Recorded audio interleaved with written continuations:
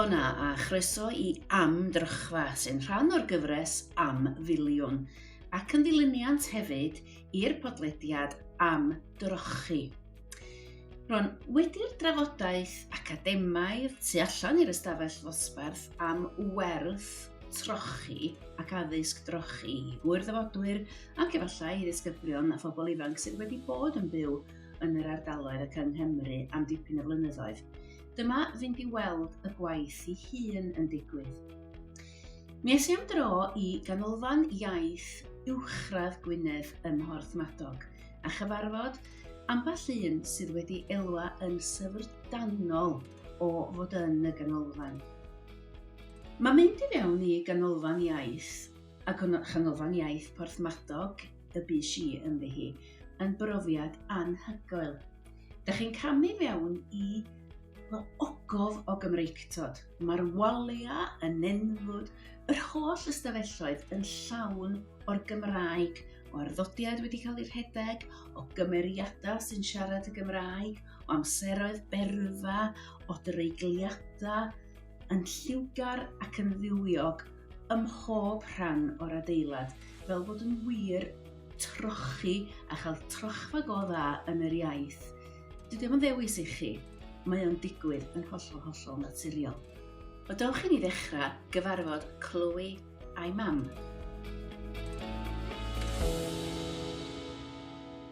Mam Chloe dwi, da ni wedi bod yn byw yn Gymru ers flwyddyn. Cyn hynna am 20 mlynedd, o'n i'n byw yn Sbaen. Felly, yr iaith yn y cartref oedd Saesneg oedden ni'n siarad ar y stryd ac yn yr ysgol oedd Chloe efo iaith arall oedd Sbaeneg. Felly, nathon ni benderfynu ddod yn ôl i'n Cymru. Nes i erioed ddim siarad Cymraeg na dysgu Cymraeg i'm mhlant, just y dewis nes i wneud yn yr moment. Ond, so es da ni ddod yn ôl i Gymru, a ni'n meddwl, saf yn syniad, obviously, dechrau dysgu Cymraeg, o'n sy'n i ddeud. I ddechrau fo, o'n i'n gwybod bod na uned iaith yn existio as such, a wedyn pan nes i glwad yn yr ysgol Sy'n oherwydd gyntaf oedd i'n mynd i ysgol Friars, oherwydd yna oedd hi'n teimlo'n confident efo bod yn siarad Saesneg. Wedyn dyma ni'n siarad efo'r... Arad yn araisg? Yeah, that's the one. Siarad efo nhw, a dyma fo'n deud yn anffodus os am lle yn y Friars, ond mae yna le yn ysgol Sy'n Owen, ond mae'n i gyd yn siarad Cymraeg yna. Ond, meddwl fo, mae yna uned iaith yn dod yn y broses. Oce. So, ar ôl crio a tantrums, na, fedrwn wneud hyn. Mi nath i chwarae teg, nath i ddechrau yn ysgol Sy'n ac oedden ni'n nabod un efo i bobl, so oedd hynna'n neud yn pethau well. A wedyn nath i fynd i'r uned iaith, a nath nhw siarad. A hefyd, o'n i'n meddwl, mae o'n beth sy'n mynd i fod yn bwysig oherwydd bod ni'n byw yn Gymru. A hwnna di'r iaith gyntaf yn y wlad yma. Bod fi wedi cael yng Nghymru yn siarad Cymraeg es o'n i'n blentyn, ond pam o'n i'n byw yn Sbaen, Saesneg oedd yr iaith oedden ni'n siarad, ar wahân i telefon adra, siarad efo'r teulu, bob 2 wsos.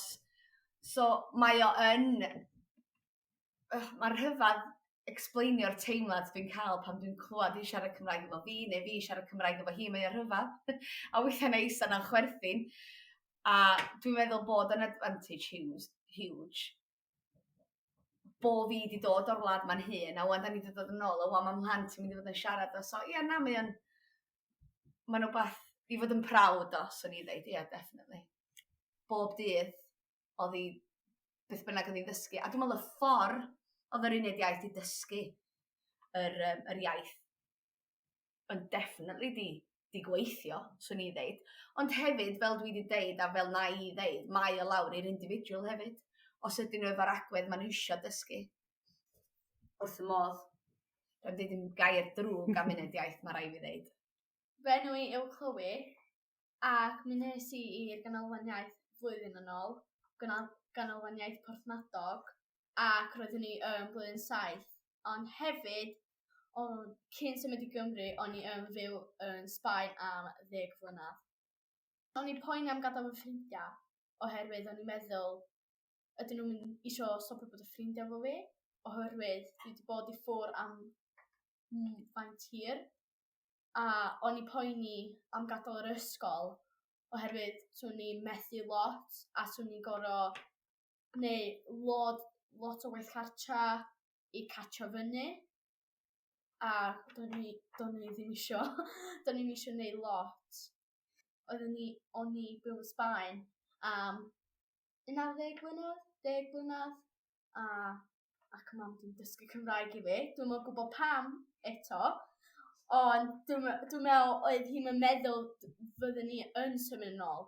Dwi'n meddwl oedd o decision anodd oherwydd o'n i'n gwybod Cymraeg, oedd fy mrawd ddim yn gwybod Cymraeg, ac dwi'n meddwl oedd hi'n meddwl safon cymryd lot o gwaith i hi dysgu Cymraeg i fi eto. Mae o werth lot i dod i ganolfan iaith. Mae wedi helpu fi lot, dwi'n gorfod deud. Mae wedi gwneud bywyd ysgol yn well i fi, ac bywyd fi yn Cymru. Dwi'n gallu dall pobl ar y stryd, dwi'n gallu dall pobl yn y siop, ond cyn hynna o'n i'n gallu dall gair. Y pethau o'n i'n mwynhau mwyaf oedd y caneuon ac y gemau ddim i chwarae yn addysg gorfforol. Dwi'n feddwl mae'n helpu plant i dysgu tra maen nhw'n gael hwyl, ond hefyd i dal dysgu'r pethau a dim jyst gael hwyl. A hynna beth nathon ni. Dwi'n meddwl dwi'n gallu siarad Cymraeg yn da oherwydd dwi wedi mynd i'r uned iaith a dwi wedi cael cyfle mor dda i dysgu iaith arbennig yma. Ond gyda fi lot mwy i dysgu o ran ysgol, dwi'n meddwl. Oedd y teimlo mor gwahanol cos o'n i siarad Saesneg efo nhw ar y dechrau, o'n i siarad Saesneg efo athrawon. Mae athrawon yn mor sioc neu surprise dwi wedi dod yn ôl i'r ysgol a dwi gallu siarad Cymraeg. Yn da, meddwl nhw, a wedyn mae ffrindiau di nhw ddim eisiau siarad Cymraeg efo fi, ond dwi wedi siarad Cymraeg efo fi, cos dwi'n mynd i dysgu mwy os ti'n mynd siarad efo fi. Mae'r ysgol yn helpu fi pryd dwi'n mynd dall rhywbeth, ond maen nhw'n deud pethau mwy anodd i fi, so dwi'n gallu cyrraedd y targed oherwydd dwi wedi dysgu'n ganolfan iaith. Dyna sy'n neud fi yn sioct. Y ffaith bod ti mewn dosbarthiadau wan yn ei mathemateg neu Cymraeg neu hanes, bob peth yn Gymraeg yn dall do. Dod adra, os gennych chi homework, neu na i ofyn ti'n Saesneg weithiau. A wedyn oedd yn dweud, ydy homework chdi gyd yn Gymraeg? Yndi, o'ch ti'n iawn, ynddo ffain. Oedd uned iaith, fel ysgol i fi, o'ch di gael amser brecwast. Ti'n mynd gael hynna ar ysgol, ond oedd y teimlo mor... Oedd y teimlo adref ail fi. Fel oedd dawnsio, mae o teimlo mor homely, fel mam fi dweud. Ti'n gallu gael brecwast, ti'n gallu cyn rhoi ffôn chdi fewn. Ti'n gwybod, obviously, mae yna bocs melyn, ti'n gwybod rhoi ffôn chdi mewn, a dwi'n meddwl mae hynna yn neud mindset mor dda. I chdi gael meddwl, iawn, gyda fi'n ffôn fi, tan diwedd y dydd. So, just pen ar gwaith. A oes mae yna rhai plant sy'n dod â ffôn nhw i ysgol. A sy'n mynd ar efo tra'n ysgol, ond di nhw ddim ar y ffocws go iawn i wneud gwaith. A fel pobl yn y ganolfan iaith, i dysgu iaith. A mae o'n rili anodd i dysgu iaith. A pobl sydd efo'r guts i mynd i wneud iaith a dysgu iaith, yna mor dda. Wel, dyna ni Chloe yn hyderus a balch yn ei haith, ac wedi ymdoddi'n hollol gyffyrddus i'w chymuned newydd a'i hysgol. Mae hi yma yn mynegu ei ffryderon cychwynnol, ond mae ganddi neges bwysig ac allweddol i'w ffrindiau, i'w mam ac yn wir i bob un Cymro. Siaradwch Gymraeg all the way efo dysgwyr sydd ar y daith.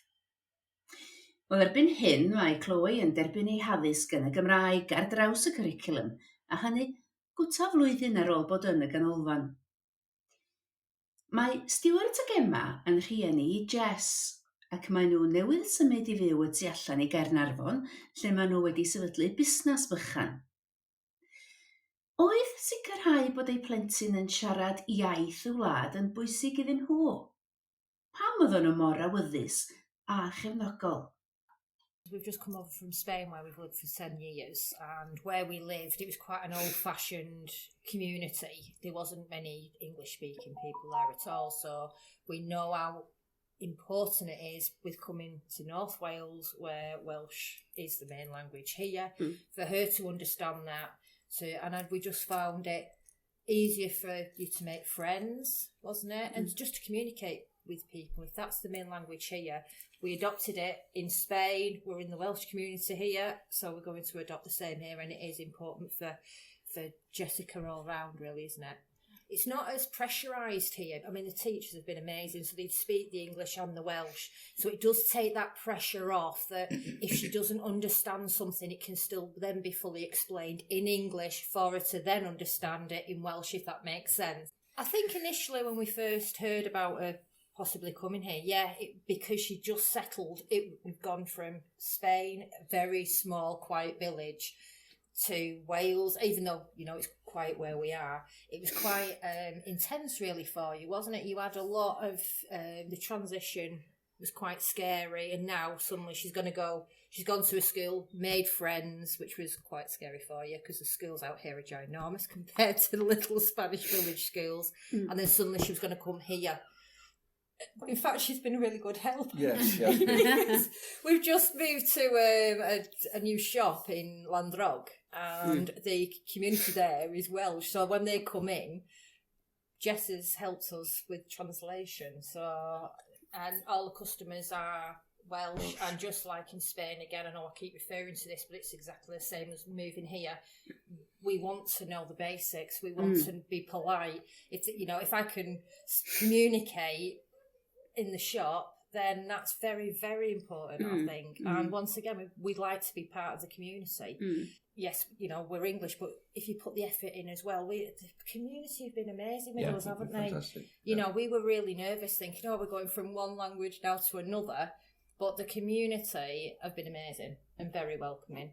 And I think it helps when you can say, good morning and thank you are the basic, and it's putting that effort in Carnarvon. We're going to start going to Welsh lessons because once again, our customer base, we're making friends, and you need to communicate. Yeah. And yes, everyone can speak English, but we're here and everyone speaks Welsh, and I just think that's important.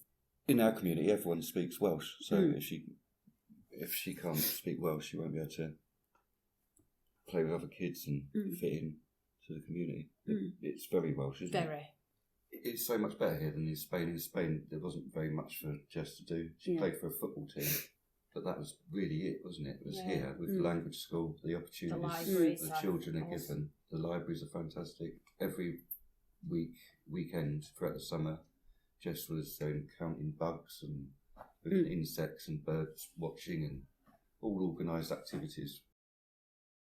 Emma Stewart ar agwedd positif.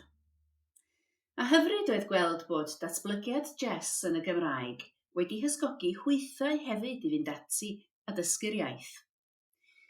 Wel, pan beth i'n amser i Jess ei hun rannu phrofiadau, a hynny'n gyfforddus a naturiol yn y Gymraeg, roedd balchder y rhieni yn amlwg iawn.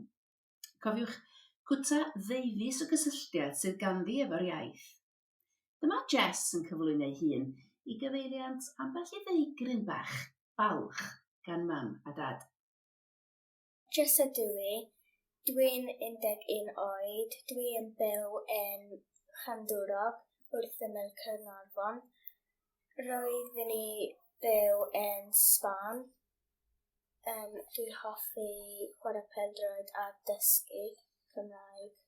A dwi'n hoffi celf a ddysgu fforol.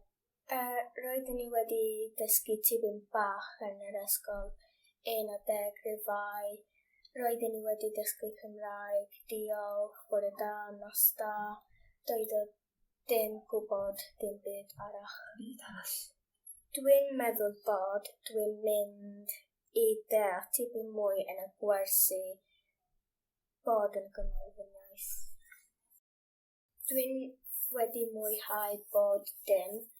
Mae ryddi a canu yn helpu fi siarad Cymraeg. Dwi'n gallu deall mwy na dwi'n gallu siarad, ond mae hynna yn naturiol. Mae gen i ffrindiau gefnogol yn yr ysgol, a dwi eisiau trio achos dwi eisiau siarad Cymraeg. Dwi'n wedi bod yn hapus iawn yn y Chanolfan Iaith. Mae Jess yn bwysig a Miss Lewis a Miss Connick. roedd a amgylchedd dysgu yn hapus a saff. Jess, Chloe a'i rhieni. 2 o lwyddiannau amlwg Chanolfan Iaith Porthmadog. Chanolfan Iaith uwchradd Ngwynedd ar derfyn 2022. Yn arwain y tîm sy'n gyfrifol am y llwyddiannau yma mae Cari Haf Lewis.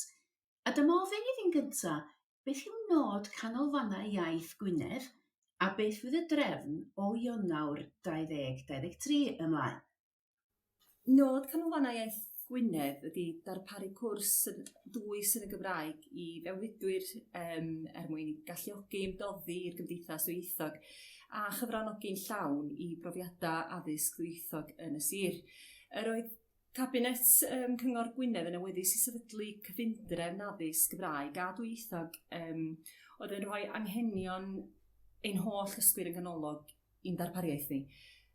Y weledigaeth ar gyfer dysgwyr sydd yn newydd yfodiad ym mis Ionawr ydy bod dysgwyr yn cael mynediad at gyfundrefn addysg trochi o radd Lynaf a sy'n darparu profiadau hyblyg a chynaladwy o ansawdd uchel sy'n cael ei harfogi fel dysgwyr annibynnol a'r wybodaeth ar sgiliau yn y Gymraeg i'w galluogi symud ymlaen. Mae hi'n gyfundrefn fel o'n i'n sôn sydd yn rhoi anghenion ein holl dysgwyr yn ganolog i'n darpariaeth ni. Mae yna 3 chwrs mewn blwyddyn a'r 3 yn gyfnod o 10 wythnos o hyd. Yn y gyfundrefn newydd, mae'r darpariaeth addysg trochi ar gyfer dysgwyr o flwyddyn 2 hyd at flwyddyn 9. A bydd y disgyblion yn mynychu'r canolfannau 4 diwrnod yr wythnos am gyfnod o 10 wythnos. Erbyn hyn, mae yna 6 safle yn cynnig darpariaeth i dysgwyr oedran cynradd blynyddoedd 2-4 a 3 safle yn cynnig darpariaeth i ddysgwyr oedran sy'n pontio cynradd ac uwchradd blwyddyn 5 i 9. A'r hyblygrwydd rhwng y safleoedd yna yn unol ar galw a'r niferoedd ac yn arbennig yn y dalgylchoedd hynny sy'n ffinio fo sawl safle enghraifft Ardudwy neu Dyffryn Nanlle enghraifft. Bydd y dysgwyr yn mynychu'r fam ysgol wedyn am 1 diwrnod bob wythnos. Mi fydd hynny yn caniatáu i bob dysgwyr wedyn barhau efo'r cyswllt efo ysgol leol. Ac wedyn drwy wneud hynny fydd o'n hyrwyddo lles y dysgwyr a sicrhau bod yna barhad yn ei haddysg drochi yn y Gymraeg yn y fam ysgol. A ynghyd â hynny, maen nhw'n cael mynediad llawn i'r cwricwlwm. Ydyn am y diwrnod hwnnw, pan fydd dysgwyr yn mynychu'r ysgol leol, mae'r staff y gyfundrefn addysg trochi wedyn yn darparu cefnogaeth o bell i'r dysgwyr a rhoi arweiniad i'r ysgolion i gefnogi'r dysgwyr yn ogystal â llunio a darparu adnoddau mewn ymateb i angen yn y maes addysg Gymraeg ac addysg trochi mwy cyffredinol. Bydd y ganolfan wedyn yn rhoi cyfle i ysgolion cynradd ac uwchradd gyflwyno ceisiadau am le unwaith y tymor a wedyn bydd yn y fforwm mynediad bydd fydden nhw'n trafod pob cais yn unigol cyn cadarnhau'r gyfrestriad o betai. Wedyn mae rhieni a gofalwyr yn cael eu gwahodd i fore agored yn y ganolfan iaith cyn i'r cwrs gychwyn lly. A wedyn mi fydden nhw'n rhoi cyflwyniad anffurfiol i'r cwrs. O ran y drefn a'r broses o drochi iaith, da ni'n defnyddio amrywiaeth o fethodolegau a dysgu wrth gyflwyno iaith i'r dysgwyr sy'n mynychu'r canolfannau iaith cynradd ac uwchradd. Mae'n bwysig bod ni'n teilwra ar gyfer amrywiaeth o wahanol dysgwyr a mae gan bob unigolyn i ffordd ei hun a'i ffordd arbennig o ddysgu a phrosesu iaith felly. Mae gan rai hyd yn oed gymysgedd o fwy na 12 arddull dysgu. Felly mae'n bwysig bod ni'n rhoi sylw i amrediad eang o ran yn haddillia dysgu. Ond mae'r pwyslais penna ar ddatblygu sgiliau gwrando a llafar ddisgyblion. Dwi'n meddwl na gwrando a deall ydy'r blocia adeiladu pwysica cynta tuag at gaffael unrhyw iaith. Felly dyna fydden ni'n neud fwyaf. Ond fod bynnag, da ni'n rhoi lle blaenllaw hefyd i sgiliau darllen ac ymwybyddiaeth seinyddol, ffoneg, rhugilder darllen, darllen yr goedd, hefyd gyda dysgwyr hŷn yn benodol a wedyn cyfleoedd i ddatblygu sgiliau darllen a sgwennu wedyn yn yr uwchradd. O ran y dillia, mae modelu, ailadrodd a drilio iaith yn greiddiol drwy'r amser, a mae hynny'n gallu amrywio o ddosbarth cyfan, grwpiau, unigolion, i gadarnhau'r ynganiad a dosleddu cywir a phriodol. Da ni'n drilio drwy ganeuon, stori, sy'n adrodd patrwm penodol, a da ni'n gwneud hynna'n ddiwiog a cael y plant yn weithredol, dim yn eistedd tu ôl i ddesg drwy'r amser, fi'n agodi a symud a felly da ni hefyd o edrych o gwmpas y dosbarth wan, da ni'n gwneud defnydd o liw, lluniau, diagrama i helpu'r dysgu. Mae'r walia'n fôr o liw ac yn fôr o ddelwedda hefyd, gan nad ydy bob plentyn yn gallu falle darllen, felly mae delwedda'n yn fod ychwanegol wedyn i ddysgu geirfa. O ran drilio iaith, o ran dril ailadrodd traddodiadol i greu rhythm, mae yna ailadrodd yn digwydd, mi fydda ni yn defnyddio cyfuniad o ddilliau drilio. Da ni hefyd yn defnyddio y dechneg TBR, stumia, ystym, fel proc i gofio geirfa. Dwi'n meddwl bod o'n fodd pwerus iawn i ddysgu patrymau iaith. Yn enwedig i ddysgwyr kinestetig, enghreifftiau, da ni'n dysgu di amser presennol y ferf. Dwi'n rwy ti'n, mae o, mae hi, da ni, da chi, mae nhw. Felly mae'r alaw yn gyfarwydd, a maen nhw'n dysgu'r patrwm iaith o fewn dim. A wedyn, mae gennym ni rap arddodiad, chwyth, o gwmpas. Dyn maen nhw'n dysgu'r hefyd, maen nhw'n dysgu'r terminoleg i'r arddodiad ansoddeiriau, felly maen nhw'n dysgu hynny hefyd tra bod nhw'n dysgu iaith. O ran ail ymweld a phatryma, mae gennym ni amserlen weledol ar ddrws y Chanolfan Iaith yn eu llyfrau nhw fel bod nhw'n gweld yn union beth i trefn y dydd, a mae'r ail ymweld cyson bob bore a'r patrymau iaith sydd wedi cael eu cyflwyno yn greiddiol. Maen nhw'n sesiynau byr, strwythuredig, a wedyn ar ôl cinio wedyn, mae gennym ni gyfnod wedyn i adeiladu ar yr iaith, a wedyn da ni'n cyflwyno pwnc wedyn yn y prynhawn ar gyfer yr uwchradd yn benodol. Da ni'n dysgu'n draws gyriculaid yn y prynhawn. Mae broses cychwynnol o wrando ar y Gymraeg sy'n cael ei fodelu gyda ni fel athrawon yr un fath wrth gymharu egwyddorion trochi cynnar a throchi hwyr. Mae'r dysgwyr yr dosbarth meithrin derbyn a chynradd yn datblygu medra gwrando drwy siarad a chwarae, canu caneuon, chwarae rôl, deud yr igyma, ac yn ymgolli mewn gweithgareddau sydd wedi strwythuro yn yr ardaloedd. Wel, mae hynna'n digwydd hefyd yn y cynradd ac yn yr uwchradd, ond bod ni'n gorfod teilwra ac bod yn ymwybodol o oedran y plant. Mae'r rhain yn blant hŷn yn yr uwchradd, felly maen nhw falle mynd i fod yn fwy hunan ymwybodol. Felly, da ni yn hyblyg iawn yn ffordd wrth geithio teilwra ar gyfer oedran gwahanol blant. Mae'r rhai mwynhau canu, tydi pawb ddim, felly da ni yn addasu ac yn hyblyg i fedru defnyddio dull arall i fedru sydd yn fwy addas ar gyfer y dysgwr. Eto wrth i'r dysgu ddatblygu trwy'r cyfnod, mae yna ddatblygu geirfa, adeiladu ar brawddegau, yn hyderus, a mae'r cymhelliant a'r chymorth da ni'n rhoi drwy'r amser wrth ofyn cwestiwn. Enghraifft, oes gen ti ffôn? Oes neu'n agos? Felly da ni yn rhoi yr opsiynau o sut i ateb cwestiwn i blentyn fel bod nhw'n gwybod be ydy'r opsiwn ateb. Hyd yn oed, ydy hi'n bwrw glaw heddiw? Ydy neu'n nag ydy? Felly maen nhw wedyn wrth iddyn nhw fagu fwy o hyder, da ni'n gollwng wedyn yr opsiynau a maen nhw wedyn yn gwybod pa ateb i roi i ni lle. O ran yn adnodda ni, da ni'n greu yn y canolfanna, o'n i'n sôn yn gynharach ynglyn ar angen i fod yn symud hefo'r oes. Mae rhywun angen mynd i ymchwilio yn y dullia ieithoedd tramor modern. Dwi wastad yn mynd dwi'n treulio yn ysweithiau darllen a chwilio am beth sy'n gweithio mewn gwledydd eraill ac yn trealu, ac os diolch yn gweithio, mi wna i drio rhywbeth arall. Wedyn, mae symud hefo'r oes yn hynod bwysig. Mae technoleg yn faes, mae plant a phobl ifanc wrth i bodda fo.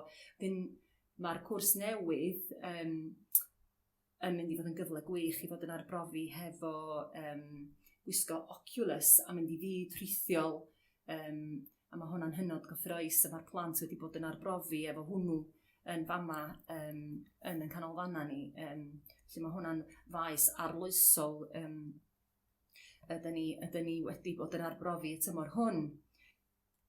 O ran rhannu adnodda y digidol i athrawon, mae'r gymorth barhaus sy'n cael ei ddarparu ysgoblion yn ôl yn yr ysgol yn greiddiol i gynnydd pellach. Felly mae gan staff a'r disgyblion mynediad i ddosbarth rithiol Google Classroom y canolfanna. Mae 'na ddosbarth cyn cwrs, mae 'na ddosbarth tra bod nhw yma, a hefyd mae 'na ddosbarth ar ôl mynd yn ôl, a'r pontio nôl, lle mae 'na weithgareddau pellach ieithyddol yna i ddatblygu amser dyfodol y ferf, yr amodol.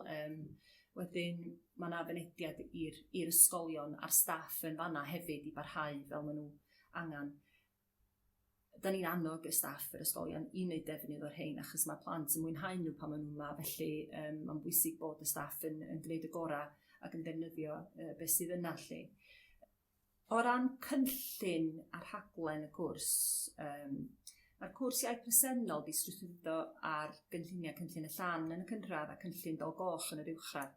Ond a cyfres o ddeialoga di cael ei strwythuro ar gymeriadau dychmygol ydy dol goch a sarfed gogo goch. A dyn mae'r plant gallu efelychu llawer o brofiadau gwahanol y cymeriadau wedi wneud defnyddio nhw yn ei bywyd go iawn nhw. Erbyn hyn mae Cyngor Ngwynedd wedi sefydlu prosiect comisiynu gwaith awdures Ani Llyn. A wedyn mae Ani wedi bod yn cydweithio, da ni wedi bod yn cydweithio efo Ani Llyn i greu pentref Aberwla. A mae hi wedi bod yn gweithio'n agos efo M-Spark hefyd, sydd wedi esblygu ymhellach a dod â'r byd rhithiol a'r gwisgo yr Oculus i fynd i ddysgu iaith trwy ddull arloesol newydd. A mae'r cynllun newydd wedi cael ei gyhoeddi i helpu plant rhwng 7 a 14 oed i ddysgu a chaffael iaith a cyflwyno'r Gymraeg mewn modd hwyliog, cyfoes. Felly bydd y gêm rhithwyr newydd Aberwla yn cael ei chyflwyno mis Ebrill. Mi fydd hi yn cael ei chyflwyno yn Steddfod Bodian. Fydd hi'n cael ei chyhoeddi yn fanna yn ffurfiol lle, a dyn ni'n edrych ymlaen at weld be fydd datblygiadau pellach yn dod o'r cynllun newydd. Sut mae disgyblion uwchradd yn dysgu iaith ac ydyn nhw'n dysgu neu'n caffael iaith? Mae hon yn gwestiwn. Wel, mae'r athro Colin Baker wastad wedi dweud, young children pick up languages so easily. Language is acquired unwittingly and subconsciously. It is caught rather than taught. The process is not learning, but acquisition. Ydy hynna'n wahanol yn yr uwchradd? Wel, mae disgyblion hŷn yn gofyn cwestiynau ac yn dangos diddordeb mewn gwybod pam i bethau. Maen nhw'n mynd i ofyn, mae 'na newid yn lythyren yma na, a maen nhw yn mynd i ofyn a pecyfyd cwestiwn yna, da ni yn mynd i egluro bod yna dreigladau, a wedyn felly bod nhw yn ymwybodol. Felly, ac o fod yn dysgu am 10 mlynedd mewn ysgol fel athrawes Gymraeg yn y prif ffrwd lle oedd 4 gwers yr wythnos, dysgu iaith oedd yn digwydd o fanna. Ac mi oedden ni'n cyflwyno gramadeg. Mi oedden ni'n edrych ar ddeiglada, ac oedden ni'n edrych ar sut i amrywio'r ferf a be oedd angen i wneud i bod yn ferf mwyn i newid o. Felly oedd hynna'n digwydd. Mae yna lai ohono fo'n digwydd yn y Chanolfan Iaith. Mae'r cyfnod yn fyrach. Mae yna elfen o gaffael iaith yn digwydd yma. Ond mae yna ofyn hefyd am pam bod hwnna'n newid a falle. Felly, a hefyd, da ni'n dysgu'n drawsguriculaid yn y pnawn yn yr uwchradd, dwi'n meddwl bod yna le i ddatblygu ymhellach i fedru integreiddio hwnna yn enwedig efo'r cwrs yn mynd i fod yn pontio blwyddyn 5 i 9. Mae plant cynradd angen y derminoleg iaith ar gyfer y pyncia cymaint a mae rei sy'n mynd i flwyddyn 7. Mae'n mynd i fod o fydd iddyn nhw bod gynnyn nhw'r eirfa yna fel maen nhw'n mynd i flwyddyn 7. Ond eto, ydy plant cynradd blwyddyn 2 angen dim cweit, ond maen nhw angen yr eirfa yn yr ardaloedd gwahanol. A mae'r ffyrdd da ni'n cyflwyno'r derminoleg mewn ffordd hwyliog. Efo os y gweithio, mae gen nhw fanc o eirfa eang mynd yn ôl i'r ysgol. Dwi'n meddwl o fod yn athrawes mewn Gymraeg, mewn ysgol, brif ffrwd, am gyfnod estynedig cyn dod i Chanolfan Iaith. Mae cama caffael iaith yn digwydd llawer gynt mewn Chanolfan Iaith. Maen nhw yma am 6 awr y dydd. Maen nhw hefo ni o'r munud maen nhw'n cyrraedd. Da ni yn rheoli'r iaith trwy'r amser. Da ni'n rheoli'r iaith yn ystod amser egwyl. Da ni'n rheoli'r iaith amser cinio. Da ni'n gallu holi gysdi ginio heddiw. Mi ges i, ches i ddim, mi gafod. Felly da ni'n gallu defnyddio, da ni'n gallu rheoli fo felly yn y Chanolfan Iaith, a mae pob dim yn digwydd lot cynt. Bod y cama, y cyfnod rhag gynhyrchu, y cyfnod tawel, y cyfnod cynhyrchu a'r ymddangosiad iaith yn digwydd, yn amrywio blentyn. Mae'r amgylchedd, maen nhw ynddi hefyd yn gwneud gwahaniaeth, dwi'n meddwl. Maen nhw'n byw y Gymraeg yn y Chanolfan Iaith, mae'n drochfa go iawn. A mae'r mwyafrif o'r dysgwys sydd yn mynychu'r canolfanna yn caffael y medra angen ridiol i lwyddo yn ôl yn yr ysgol ar ôl gorffen. Na, tydyn nhw'n rhugil, ond maen nhw'n gwybod hynna cyn dod yma. Mae'n amhosib bod yna rhywun yn mynd i fod yn rhugil, ond mae'r cama ar y daith maen nhw wedi cyflawni rhan fawr o'r cama cychwynnol i fod yn gallu datblygu ymhellach yn ôl yr ysgol hefo'r gefnogaeth wrth reswm gan yr ysgol wedyn. A mae agwedd disgyblion hefyd yn gwneud gwahaniaeth. Mae'r plant yn dod i'r Canolfannau Iaith. Mae'r ysgolion yn amlwg yn annog y plant i ddod i'r Canolfannau Iaith. Mae'r rhai ar dan ac yn frwdfrydig i ddangos be maen nhw wedi ddysgu ac yn defnyddio'r Gymraeg yn y dyddiau cynnar. Mae yna rei eraill angen amser i ddod i ymgyfarwyddo efo'r amgylchedd newydd, y berthynas rhwng ni a'r plant. Felly mae yn cymryd chydig wythnosau nhw ddod i ddechrau ymddiried yna ni fel petai. A wedyn mae yna ffactorau eraill hefyd. Mae yna blant yn symud, mae nhw'n fregus iawn. Mae yna straeon hapus, mae yna straeon trist, ond da ni'n gweithio ar llesiant plant yn greiddiol. Un o'n gwerthoedd ni fel canolfan, fel cyfundrefn addysg drochi ydy lles y plant, bod ni yn datblygu disgyblion sydd yn frwdfrydig ac ar dan i ddysgu am i diwylliant a'i gwerthoedd o ddysgu iaith newid. Mae yna gwestiwn yn gofyn am oes na ddefnyddio dullia ddysgu a dysgu sy'n cael ei ddefnyddio gan athrawon fel Saesneg iaith ychwanegol, ieithoedd modern, wrth reswm. Mae'r hyn dwi'n treulio cyfran fawr o'n amser yn mynd i ddarllen ac i ddysgu am dechnegau ieithoedd Saesneg fel iaith ychwanegol. Da ni yn cydweithio da ni wedi bod yn cydweithio efo staff Saesneg fel iaith ychwanegol. Da ni'n ymwybodol o ba disgyblion sy'n camynychu gwersi Saesneg ochr yn ochr â Gymraeg, a mae dilliau nhw, da ni'n rhannu dilliau beth sy'n gweithio iddyn nhw, a wedyn da ni'n arbrofi efo'i syniadau nhw. Mae TPRS hefyd yn cael ei ddefnyddio ar gyfer cyflwyno Sbaeneg yn America, a mae hwnna'n faes gyffroes iawn. Dwi'n dangos diddordeb yn y dechned yna o gyflwyno iaith. Da ni arbrofi wan yn y sgwrsio sydyn yn bora ar dechneg yna hefyd, techneg arall o wylio deall a sut i ddefnyddio ystadeg weledol di-iaith i fedru cyflwyno iaith i blant. Mae'r 4 diben Cwricwlwm Gymru yn graidd i werthoedd y Chanolfan Iaith. Mae wastad wedi bod fwy wan erioed. Y nod ydy bod ni'n cyfnodi yn dysgwyr i fod yn uchelgeisiol, yn mentris, a bod yn mentris i ddysgu iaith yn y lle cychwyn, a cael nhw i feddwl mewn ffordd a'r meddwl cadarnhaol yma o beth dwi wedi wneud o lle.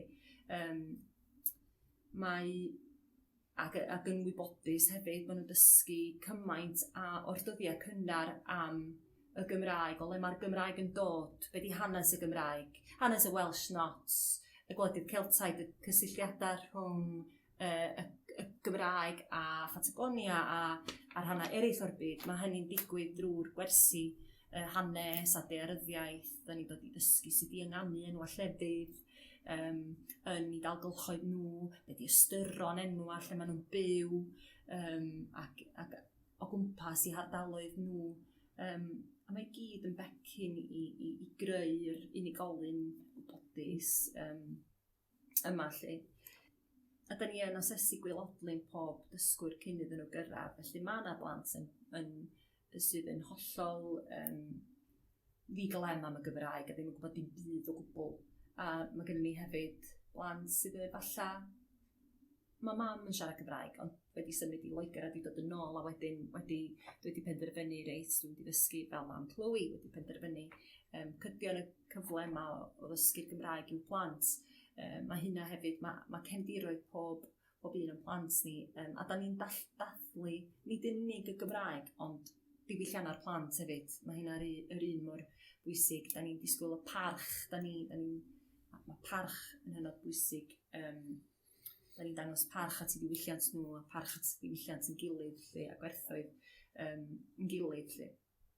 Ond profiad i, mae gan y rhan fwyaf o'r dysgwydd sydd yn mynychu'r Ganolfan Iaith agweddau cadarnhaol, ond mae gennym ni sefyllfaoedd hefyd lle da ni'n gorfod mynd y filltir ychwanegol i fod yn cymell, yn canmol, yn gweithio ar newid agwedd rhai plant.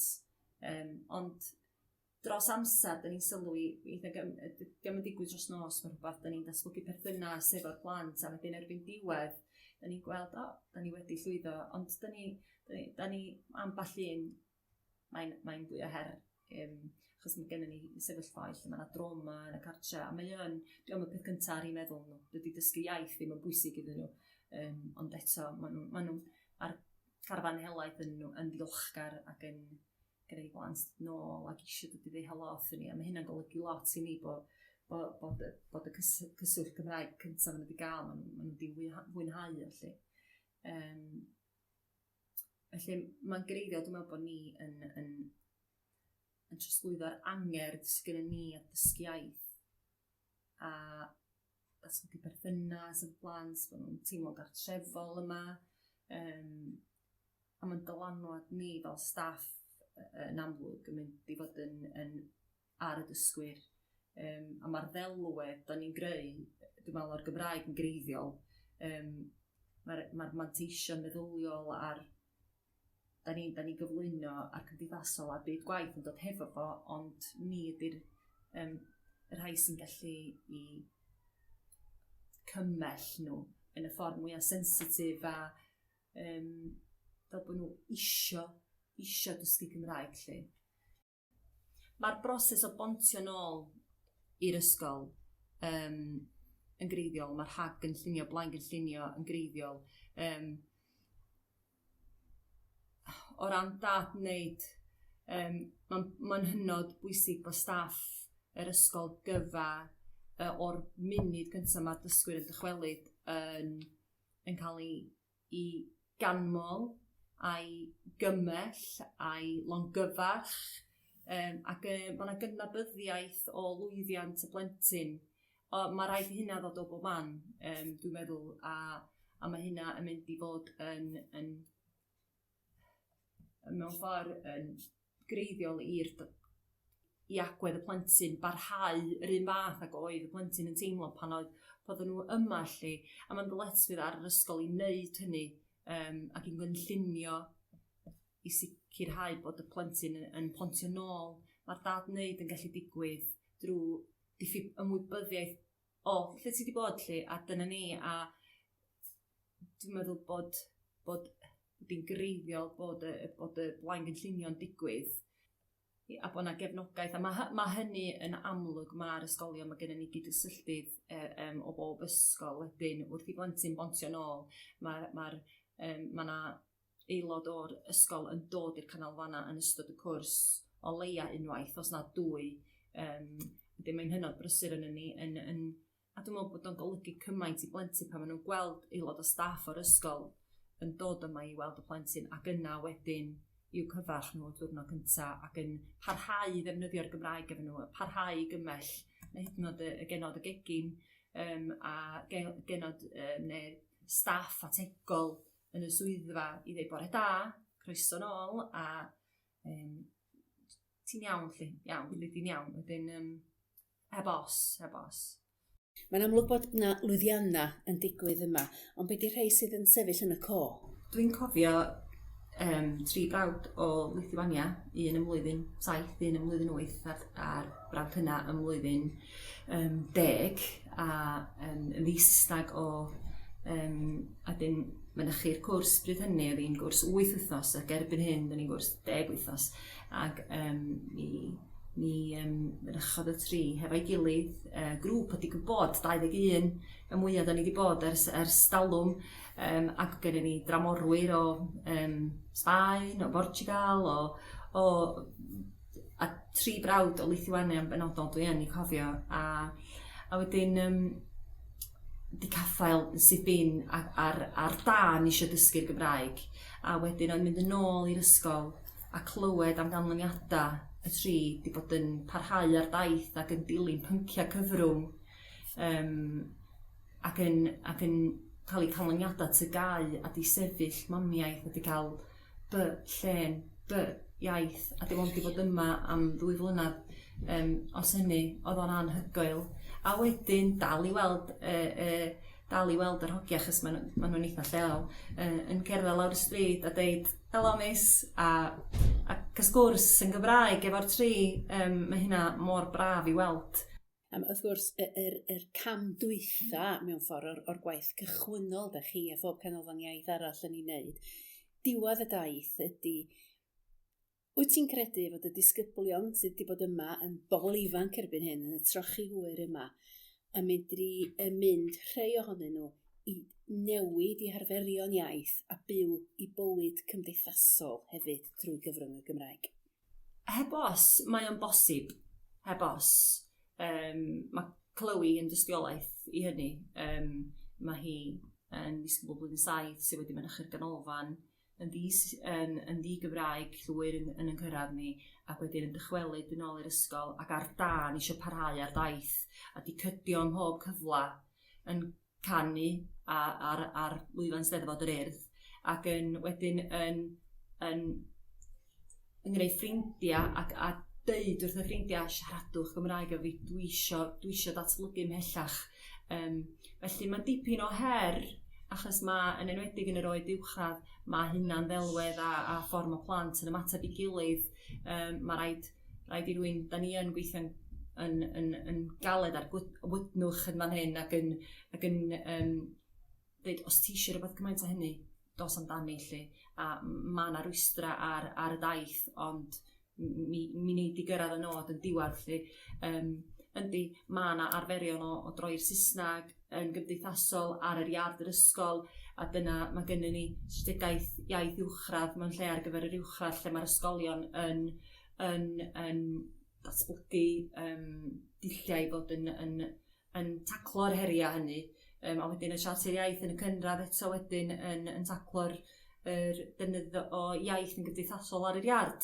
Yndi, mae hi'n her, a da ni ond os ydy disgybl yn gadael ni yn mynd yn ôl i'r ysgol wir yn awyddus, yna mae o'n bosib. A dwi'n meddwl bod cyfoedion yn rhan mawr o hynny, gefnogaeth adra, gefnogaeth yr ysgol, mae i gyd yn un pecyn mawr i fod yn cymell yr unigolyn i fod yn parhau ar daith i ddysgu'r iaith. Cari, mae'r ganolfan yma yn Porthmadog a'r holl ganolfannau iaith yn rhoi rhodd arbennig iawn i'r disgyblion a'r bobl ifanc sy'n byw yn yr ardal yma. Diolch yn fawr iawn a hir i chi barhau efo'r gwaith arbennig. Diolch yn fawr.